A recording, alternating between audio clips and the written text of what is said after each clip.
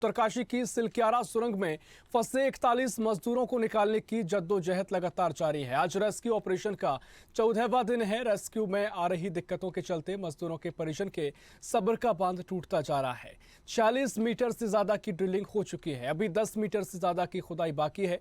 बताते चले कि उत्तराखंड की उत्तरकाशी टनल में 8 राज्यों के 41 मजदूर फंसे हुए हैं। इनमें से सबसे ज्यादा 15 मजदूर झारखंड के हैं। इसके अलावा उत्तर प्रदेश के 8, ओडिशा के 5 मजदूर हैं, बिहार के 5 मजदूर हैं, पश्चिम बंगाल के 3 मजदूर हैं, उत्तराखंड और असम के 2-2 मजदूर हैं, जबकि हिमाचल प्रदेश के 1 मजदूर सुरंग में फंसे हुए हैं। उत्तरकाशी टनल में ड्रिलिंग के काम में लगी मशीन बार बार खराब हो रही है और बाधाओं के चलते ड्रिलिंग को रोकना पड़ रहा है। ड्रिलिंग हादसे के बाद से शुरू हुआ था, लेकिन बार बार मशीन में खराबी की वजह से बचाव कर्मी मजदूरों तक नहीं पहुंच सके हैं। बताया जा रहा है कि हाथ से ड्रिलिंग की प्लानिंग चल रही है, लेकिन इसमें अधिक समय लग सकता है।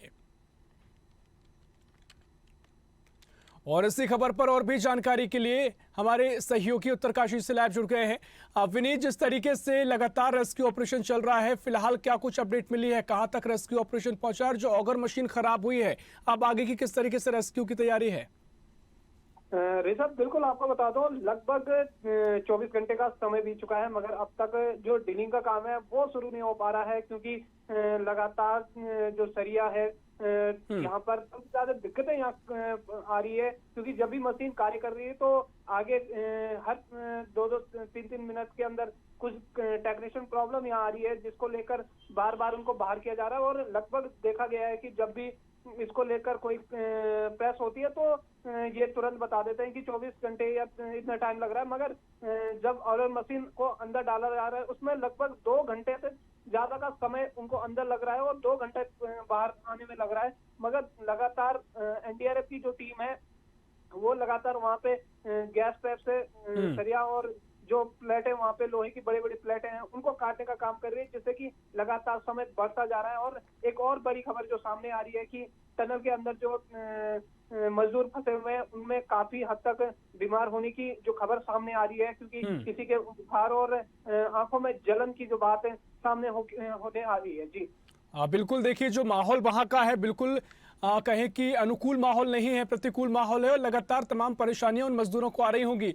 लेकिन जिस तरीके से मशीन खराब हुई है और वह ठीक नहीं हो पा रही है, उसकी क्या कुछ वजह है, क्या कुछ आगे की तैयारी है कि कैसे आगे रेस्क्यू को बढ़ाया जाएगा?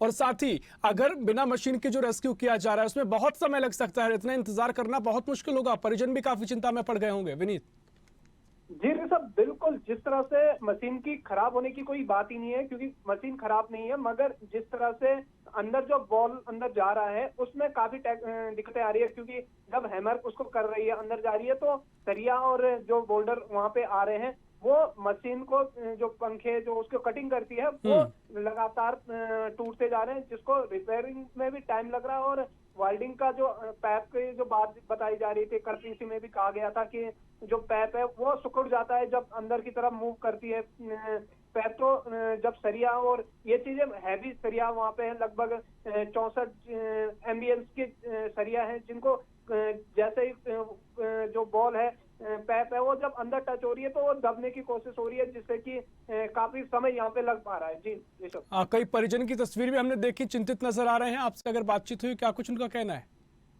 जी सब बिल्कुल, अब सब्र का बांध कहा जा सकता है, क्योंकि सब्र लगातार देखने को मिल रहा था कि आज तक जो खुशी लोगों के अंदर थी कि चलो सुरक्षित है, मगर अब धीरे धीरे जब समय बदल रहा है तो लोग एक हिसाब से प्रशासन को भी दोषी मान रहे हैं और सरकार को भी स्वाभाविक दोषी मान ही रहे हैं, क्योंकि इतनी बड़ी उत्तराखंड में पहली टनल बन रही है, सबसे बड़ी टनल है, और इसमें इस तरह की खामियां खुल के सामने आ रही है, तो लोगों के अंदर रोष यहाँ पे देखने को मिल रहा है। जी बिल्कुल, देखिए निश्चित तौर पर लोगों के अंदर रोष होगा, लेकिन लगातार रेस्क्यू चल रहा है। एक आखिरी सवाल आपसे ये रहेगा कि जो तमाम मजदूर फंसे हुए हैं, स्वास्थ्य खराब होने की खबर सामने आई है, उनको किसी तरह की कहे कि सहायता भेजी जा रही है? क्योंकि जिस तरीके से कैमरा वहां पहुंचा, खाना पहुंचाया जा रहा है, क्या कुछ दवाइयां भी वहां पहुंचाई जा रही है ताकि वो उनका सेहत है, उनका स्वास्थ्य ठीक रहे?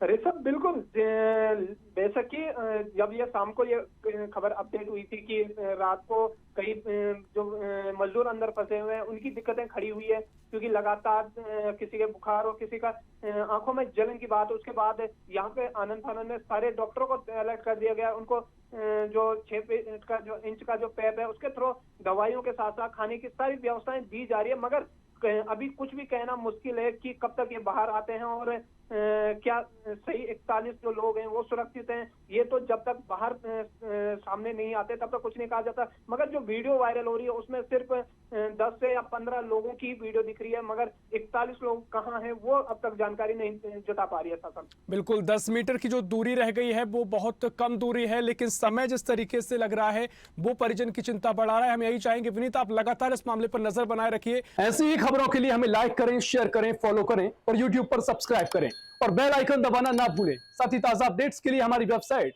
swdeshlive.com पर जरूर जाएं।